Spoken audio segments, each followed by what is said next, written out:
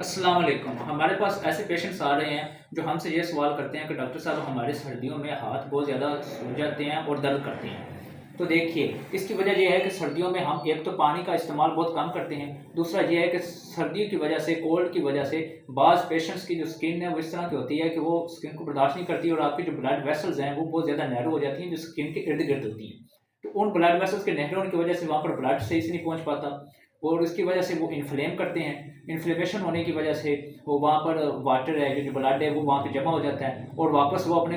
Heart तक नहीं जाता क्योंकि आप पानी का इस्तेमाल भी ज़्यादा नहीं कर रहे हैं। तो आपने इससे बचना इस तरह से है कि कुछ वार्म अप करें, कुछ एक्सरसाइजेस करें, साथ पानी का इस्तेमाल ज़्यादा करें और अपने हाथ को दिल के ऊपर रखें। दिल के ऊपर रखने से ये होगा कि आपकी ग्रेविटी एलिमिनेट होगी, आपके दिल को ज़्यादा काम नहीं करना पड़ेगा और जब आपका दिल ज़्यादा काम नहीं करेगा,